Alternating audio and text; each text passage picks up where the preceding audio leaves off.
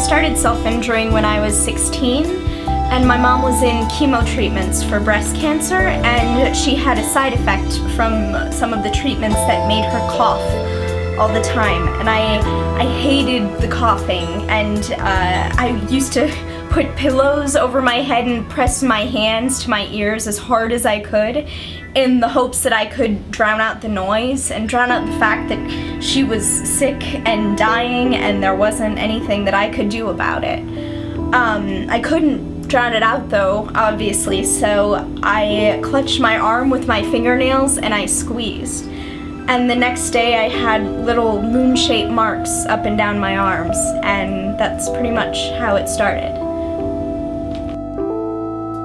So I was working at a summer camp that I had pretty much grown up at, and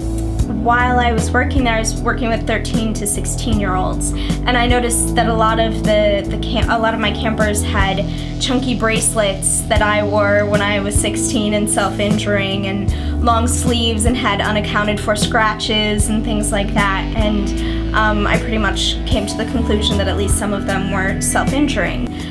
So I went to the camp director because I wanted to figure out a way that we could, talk about it with them and let them know that it was a safe place and that it was something that, I had experience in and could deal with them and things like that. And I went to the camp director pretty much, being like, well, what's the best way to deal with it? And she said, if we find out that they're self-injuring, if they admit to self-injuring, we are required by law to tell their parents. So I wanted to figure out an accessible way to get the word out to them and to everyone else who was dealing with it, or who had friends who were dealing with it, or family, or people who didn't know anything about it as well. And so I wrote from the inside out.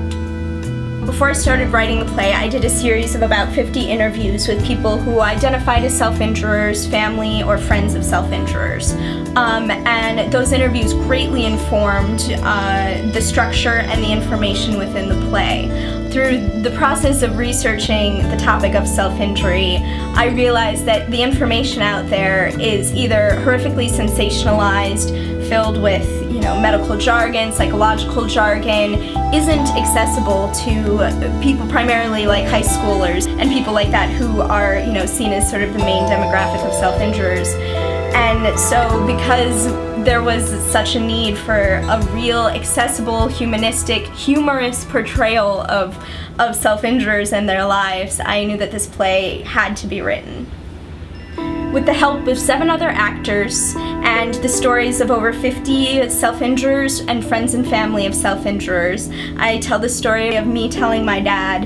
that I was a self-injurer and coming out to him, in essence, for the second time, first as a lesbian and then as a self-injurer.